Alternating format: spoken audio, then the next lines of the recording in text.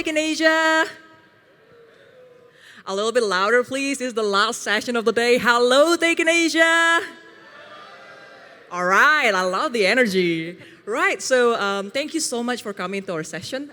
Just a quick introduction. I'm Dilla. I'll be moderating today's session, and we have Ashma. Hi, everyone.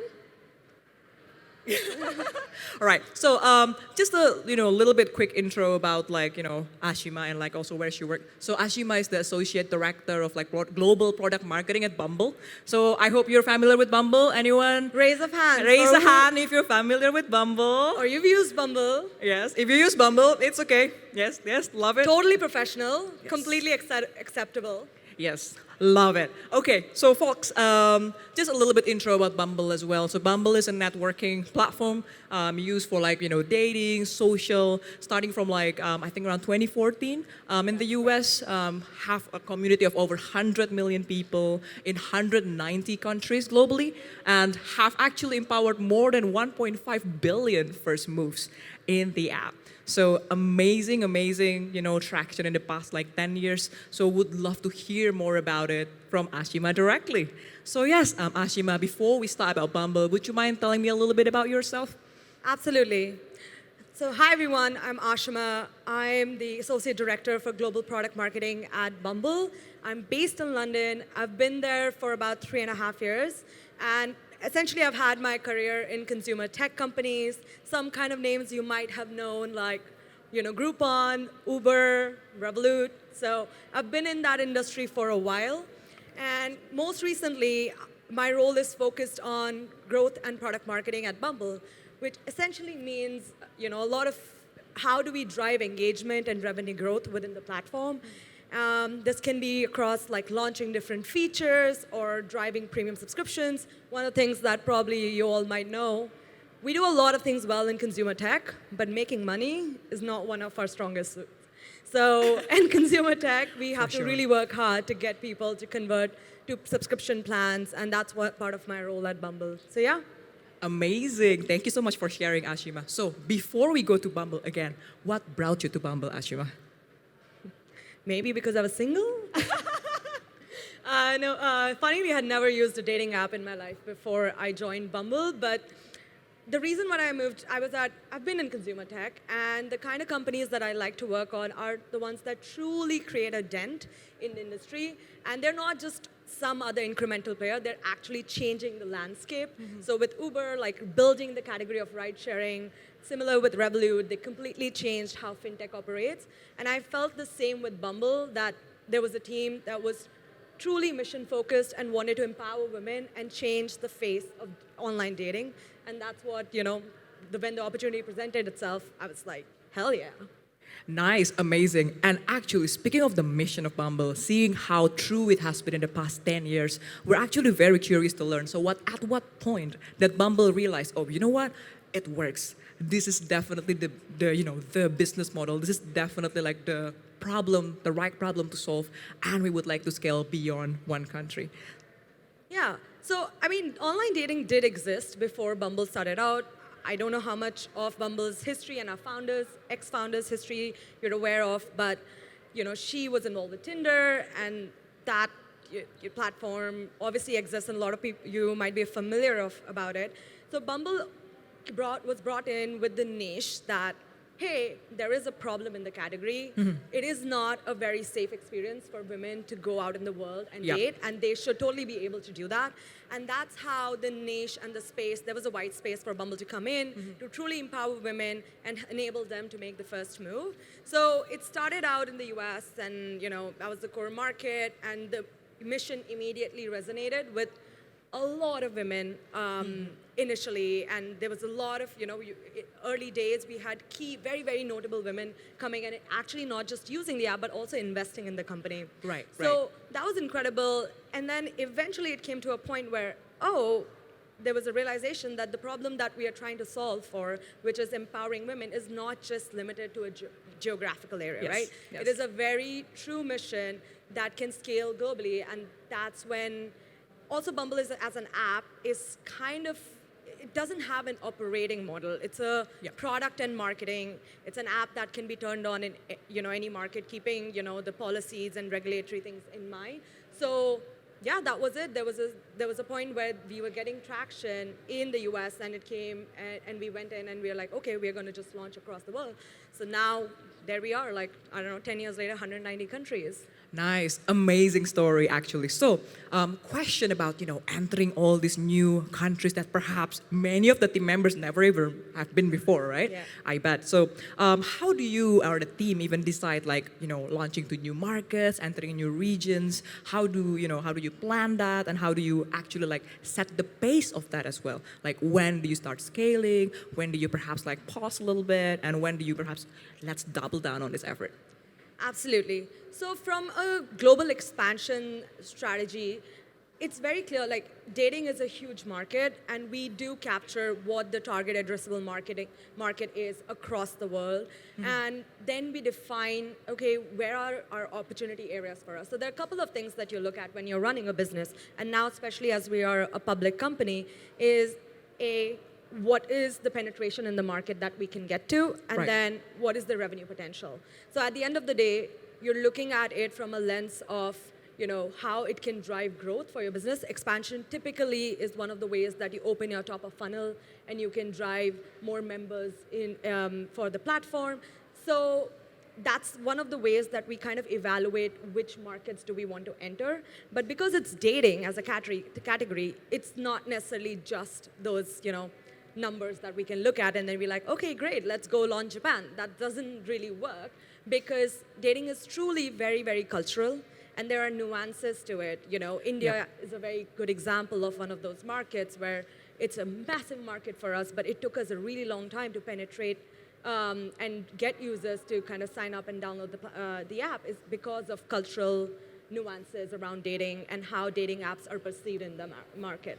So there is that additional layer of understanding, where those cultural perceptions come in, where is the consumer mindset, and that are those variables that go into thinking around, okay, which are the markets that we want to launch in, and if we are launching in, what should be our go-to-market strategy? Should we go straight in, all guns blazing, or should we, launch, test it out, which is typically the case, and see what kind of organic adoption we have before we kind of build a more robust, larger strategy.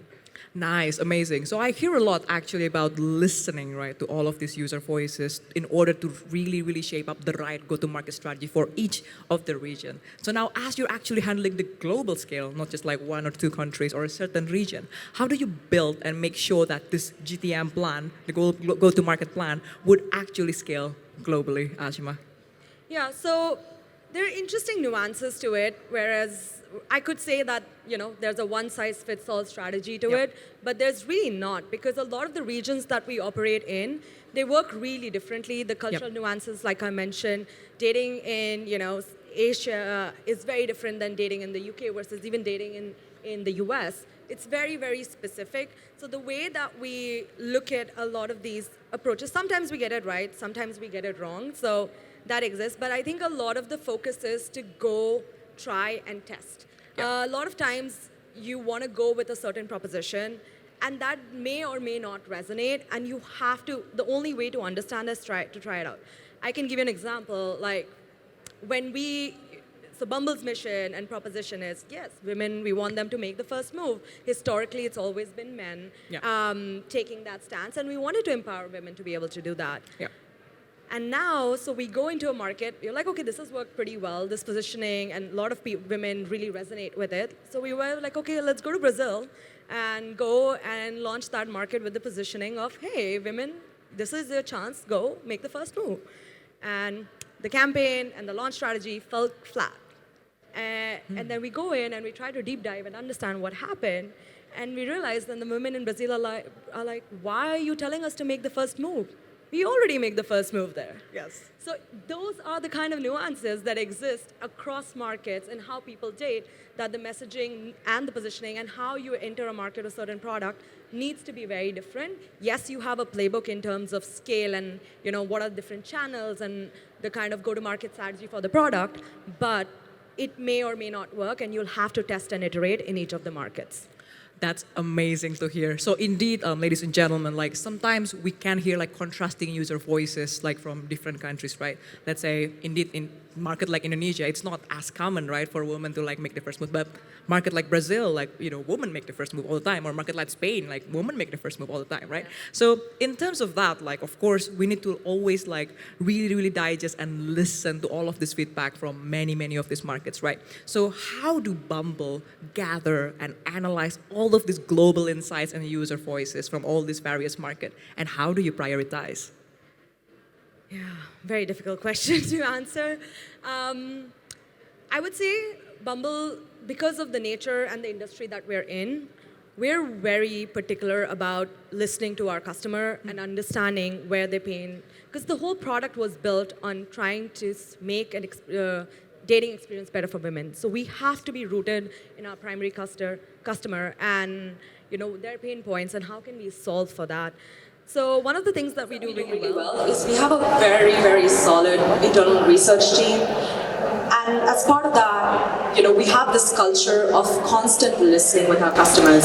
So we'll have ongoing focus group discussions with, let's say for example, Gen Z. Nobody knows what Gen Z wants or how they want to date. Like, I don't know if anybody in this group knows. Like, they can meet me afterwards and let me know, but I clearly don't. How to get, your head around how this certain segment of users who are going to be the biggest customer base in a few years, how do they want to date? What are they looking for? So we have these customer discovery sessions that we continue to run. There's a lot of user testing, even on the product side, that happens to be able to bring in that voice. Because a lot of times it's very easy to get wrapped up in the numbers and looking at the top lines where you are missing out on key insights from the customer experience. And it also helps you get like the direction of where the world is evolving, not just in your immediate metrics, but 3 years down the line, 5 years down the line, how is that kind of, how's the landscape shifting? So I think that is something we definitely look at, and yeah, we're pretty good at it. Nice, like that's actually great to hear. So a little bit on like localization as well. Because Bumble in many different regions could be very different. It look different perhaps like to some extent or maybe not. So I would like to hear more about it. Like how do Bumble actually like try to localize the product to like all of these key regions that you're operating in? Yeah, absolutely. So we do have an internal localization team but the thing is, a lot of times localization is just looked at, how can we translate our app in, 15, 20 different languages, and that's the extent of it. And that is not even scratching the surface of what it means to truly localize your product. Some key things that are very important, like if you're a subscription business, like similar to Bumble, because one of our biggest markets in the US, we had the payment providers for people to be able to convert to subscribers, which were popular in the US, which is typically credit card, iOS heavy users. But when we start to launch in a lot of these different markets, either in Africa or in India, for example, we realize those payment providers are really very limiting for how people like to pay in those markets, be it through telecom providers in Africa versus UPI and QR codes in India. So we have a product team that is specifically focused on how do we localize the experience, how do we ensure that we are setting our product up with the right features, with the right payment providers for each of these markets so that we can truly reach the potential and scale. And we do that similarly on the marketing and comms side as well to ensure that the message that we're taking in each of these markets is something that the regions can resonate with, like dating as a word. If it doesn't exist in a certain language, how do we bring that into the fold which will make sense for that region? So that's part of the process as we kind of think about the strategy to launch into a few markets that are like key bets for us. Nice. So you shared actually some examples like, product feature related, like, this payment functionalities, adjusting like country by country. In terms of perhaps like the communications itself, like, targeting to each of these countries. Because again, like what you said, and important for the audience as well, localization is beyond translating. So in terms of that, like how do you, lead the team and like making sure that, all these comms work well? Any examples of cases maybe where it does well or perhaps doesn't go well at all?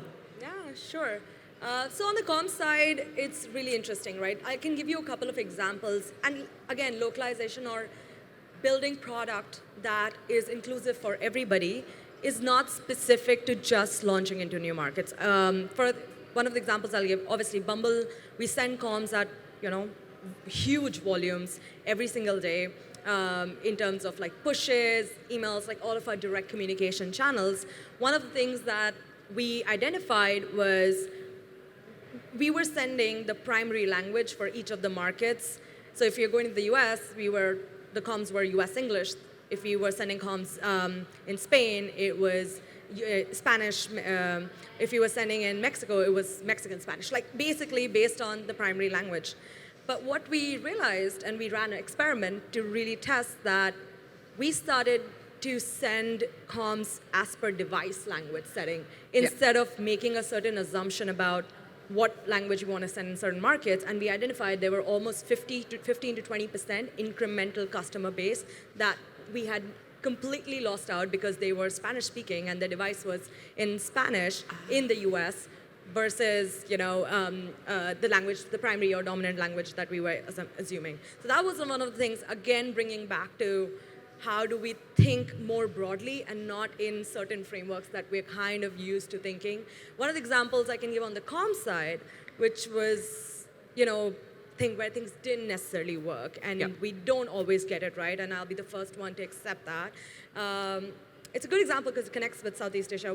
Singles Day, we heard, is very, very popular. We know in Southeast Asia it's more around discounting and deals. And it kind of connects well from a Bumble brand positioning as well because it's Singles Day. So we're like, okay, might as well celebrate that. And we ran an offer to celebrate Singles Day with one of our products. But then somebody said, why are we running it just in Southeast Asia? Might as well, if you're running it, might as well scale it globally. And we ended up scaling that campaign globally. And little did we realize that the same day, Singles Day, 11/11, is Remembrance Day in the UK and Canada, and that stirred a lot of kind of bad sentiment and negative feedback because of the fact that we sent a celebratory message on a day of mourning. So, there are times that we get it right and there are times we get it wrong, and I think the key is to be able to learn from them and we build processes that can enable us as we go forward in the future to ensure things like that don't happen again. That's amazing to hear. And actually very refreshing as well. Because again, ladies and gentlemen, sometimes we just hear the pretty things, right? About like how tech has been very successful, like, the comms grow like 3x of user adoption and whatsoever. But then the reality is not always as pretty. Like sometimes it works, sometimes it doesn't work. And moving on to the next topic actually. So Bumble, 900 plus employee, 3 global offices, and catering the needs of 190 countries, right? So how do you, first of all, foster all this cross-country collaboration between, because I bet people in Bumble is also coming from many, many nationalities. How do you collaborate between teams, between offices, to make sure that it works at a global scale? Yeah, we're trying. I'm not saying we're perfect at it, but when you operate at a scale like that, it is going to be difficult, right? Yeah. You have people across 3 different key regions. We have multiple offices. We try to collaborate because in a sense that we have planning cycles, which I think are really helpful, where we get representation and leadership from all of our regional teams to come in and input what exactly the plan for the next half would look like. Yeah. And I think that becomes this space for cross-functional collaboration. So product teams will come in. There's also a great opportunity for regional teams to share insights around challenges in their markets that are happening that can then, be surfaced with the product teams, etc., and eventually get prioritized, right? Yeah. So we do run these planning cycles with all the regional teams, which is really important. And then, personally, even within my team, I host monthly office hours for a lot of our regional folks to kind of come in and have, if they have certain requests or if there's something regional, there's Day of the Dead happening in Mexico, things like that. If they want specific support for things that are happening with the region, which may not be as part of our purview, we would enable them and help them through playbook support for all of those different moments that are specific into their region. So I don't think we have the best answer for this, but I would say that we're trying, and I think the best way to foster that collaboration is to give the opportunity for everyone to have a seat at the table and ensure we're bringing that voice in and giving them a platform to be able to do that is really, really important. So yeah, definitely working on that. Nice. That's actually really nice and again refreshing to hear. So, because you yourself, Ashima, you also moved from India to like the US and then the UK. You know, like moving like and all these like global companies at like huge scale, all growing startups, and now becoming like a very I would say. Well-known global players. So in this like particular situation, like how does that transition feels like for you personally? Like going from like one country to like then work in another country and then like managing global region. What are the things that what are the learnings that came out of it? Yeah, that was. It's been one hell of a journey, I will definitely say, and I have learned so much, just by the virtue of and privilege of being in all these different countries. It's been such a refreshing experience because sometimes what happens is when you come from a certain culture, you are in that echo chamber and that's just one way that you've seen everyone do things and you learn a certain way. But when you have to break into different regions, you have to, there's no other option, but you have to, there's a lot of unlearning and relearning that happens as part of that experience. So for example, I'll give you a funny anecdote, life story. When I was working for Uber in India, and then I moved to the US internally within Uber itself. So I think that year, my performance review was being done by my old manager and my new manager in the US, like together. So my old manager goes in that call, and both of them are together in that call, and he's like, oh, Ashima, you're like great with creative thinking and communication, and you have like done such a great job building interpersonal relationships within the company. But you know what? What you can really improve on is your data-driven thinking. You can get really, you can get better than on your SQL, and you can do better with your analytics. I think that is it's an opportunity area for you to improve. And my manager on the other side, he's like, what are you talking about? She can write SQL. She's the, analytics guru in my team. Right. Nobody else can do that. But communication, yeah, I think she's like a little bit, she's not that confident. She can definitely improve on that. So I was like, guys, make up your mind. What do you want me to do? So just how moving into a different culture can completely change your strengths and weaknesses was a very, very interesting learning for me.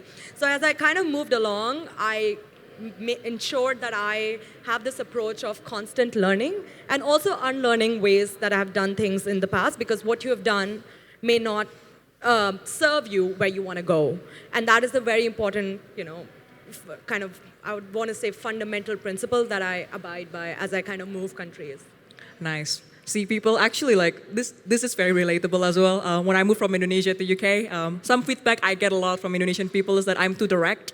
But when I moved to the UK, people are saying I'm not direct enough, I'm not assertive enough. So happens sometimes along the way, and we decide. Yeah, I've still not figured out how to work with the British and the Americans and who wants sandwich feedback and who doesn't want. Yes. We're still constantly fighting that. So yeah, every culture, I think it's important to understand your colleagues and the people and your customers within that cultural context. It's really important to do that because that's what will help you kind of unpack things and build those relationships, not just with your customers, but with your colleagues as well. Great. That's really nice to hear. All right, folks. Now, if any of you have questions, I think we have room for around like 2-3 questions, I think. Yes, so please kindly raise your hand if you have questions, and the team from Tech in Asia will hand over some mics. All right? Any questions from anyone? Right. Okay, thank you very much. My name is Jeff. I am from Sharing Vision, a startup in Indonesia. We have about 300 people. Yeah. One of our dream is to open a chapter in abroad. Another of Indonesia, maybe in another country. My question is, how is your feeling when you do open the business in the other country? You have in the main country, like you have said. And then.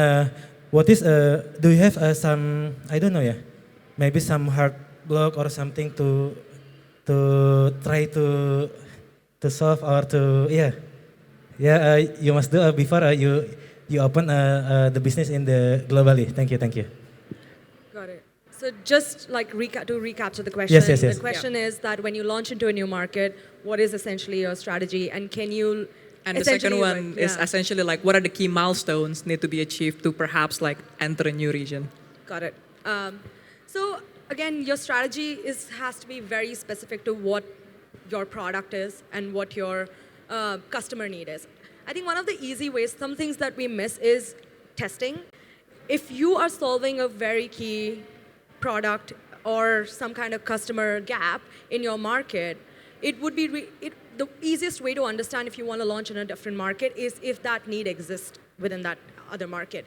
And one of the ways to be able to do that is just run some paid ads in a different region and see if your product offering has any stickiness in another market. Because sometimes it may translate, but sometimes it might not. Like, for example, I can give you with Revolut, when we were launching FX in the US, we realized that we were just not getting the acquisition that we needed. And over time, we realized we were launching with a completely different value proposition, which was FX, where 40% of Americans actually have a passport. Like, nobody really there's no market for international transfers. We should have been pitching with a budgeting product there. So I think it is important for you to test your proposition in another market to understand if there's a stickiness and there's a gap in the market that you can serve. And in terms of milestones, I think being able to get to the part that you have achieved product market fit in your existing market, you have certain tactics that you have been able to successfully scale is going to be important, because otherwise you'll be going in completely blind into a different market without any learnings from your existing product and base. So I would say solve for your existing market, understand that there is a market fit and there is a propensity for your customers to pay for the product that you're offering, and then eventually find if there's that gap exists in a different market to go after. So that's a very broad strokes answer that I can give at this point without understanding what your core business is. Yes, but hopefully that answers. Great, thank you so much. All right, anyone else have any other question? Yes, the one in the middle over there.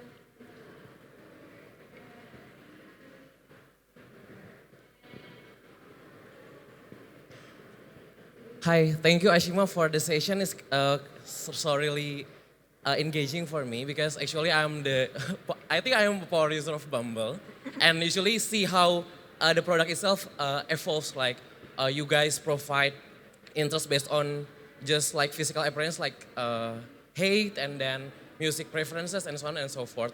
But I've seen that usually it change over time. And as a product team, usually I've seen that am I the one being experimented on?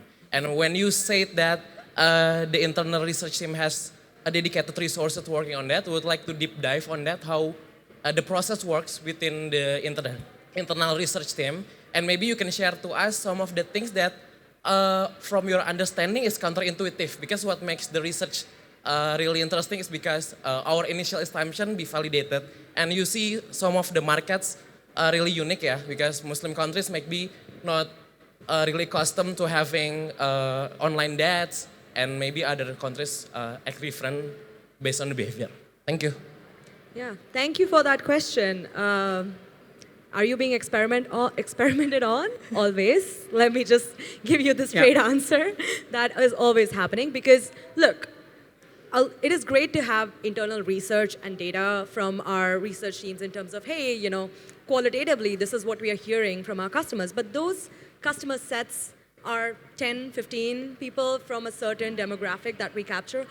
And our user base is millions of users. So we can absolutely not take that, as gospel and go and kind of build things based on what we are hearing from 15 people. So research is part of our insights where we do understand our customer base, but that's not how we make decisions. Decisions should never be made just solely on research, and definitely you should never be asking for the solution to your customers, because as a product that you've built, it is your responsibility to understand what is the best experience that you can solve for the customer. But that solution needs to come from you as the product experts, as the expert in the industry. So I would say that what we do is a lot of the research insights need to be corroborated with behavioral data within the app. Yep. So people saying, or Gen Z is saying, 60% of Gen Z say, we want a serious relationship, but actually when we go and look into data, we realize none of them are even scrolling under the first photo. Yeah. 90% of swipes happen on the first photo. So there are these, I would say, contradictions that will always exist with data and research. Yep. So as a product manager or as somebody who's building that strategy, your responsibility, the only way for you to be able to find the right solution is to experiment. So you look at that insight, you look at that data, and you define and design an experiment that you can learn from and eventually get to the answer that you're looking at, that independently these two things cannot give you. So continuous experimentation and iteration on your products is key. Like, you have to evolve. Like, Bumble now allows for women to set opening moves where men can respond to that. And for the last 10 years, we have not allowed that because our mission was that women make the first move. But if you don't evolve and if you don't listen to your customer needs and you come up with products and experiment with them, you are going to be obsolete. So you have to change, and change is difficult, and some customers would not be happy about it. But in the larger scheme of things, you have to evolve, and you have to find the next evolution of growth for your product. So that's, I think, hopefully that answers your question around like research and insights and how do we experiment. Nice. Thank you so much, Ashima. I think just to recap as well a little bit, like there's a point about like attitudinal versus behavioral difference, what people are saying versus what people are doing. Some people might say that I want a serious relationship, but then a lot of them are like, perhaps not actually when they're actually using the app. So, it all comes to like, I think again, like what you said, as a product team, make the decision, what do you really have strongest conviction on based on all those two that you see from a data and a research. Yeah, absolutely. And listen to your customers. At the end of the day, that's who you're building for. And but listen to their problems and not their solutions, because they might not be the best at the solutions. You are the best at thinking through solutions. So it's important to make sure that, you have that insight. But at the end of the day, just experiment. Don't fear failure. Continuous, like you'll run 100 experiments, and it'll be 99 of them will fail, and one is like there'll be one experiment that will move the needle on your engagement and your revenue metrics, and that's what is needed. So you have to constantly try and learn, and it's okay to fail. That's completely all right. All right, beautiful. So last but not least, I have a final question for you, Ashima. So as many of us here, I think, is working from companies either from Indonesia, Southeast Asia, or perhaps global company as well. Do you have any tips for us, in this region, Indonesia or Southeast Asia in general? How do we scale globally? Any like do's and don'ts or anything you'd like to say, advice to all of us in the audience? It's really interesting. Like I definitely think there's so much innovation that is happening in Southeast Asia, and there's such a big startup and tech community here, and I just feel like we are so close to get to the point where we see global unicorns coming from Southeast Asia, right? If I have to give some piece of advice, I'll probably talk about a few. It's more like values and principles which we operate within the startup and within that culture.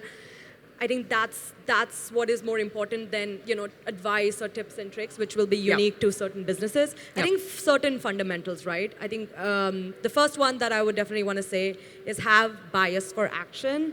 You can spend 4 months debating internally and getting consensus if we need to launch a new market or if we should go abroad and go for it. And that's fine if you have the money and resources, but that's never going to work, because at the end of the day, you have to try it out to see if it works.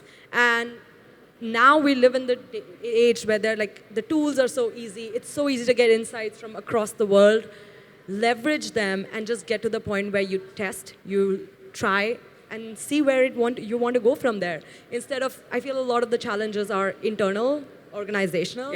So breaking through that and having a bias for just trying something is going to be really important. Like if it doesn't work, at least you'll know, rather than 6 months of discussions, at the end of the day, nothing has happened. So, and I've seen that way too closely myself.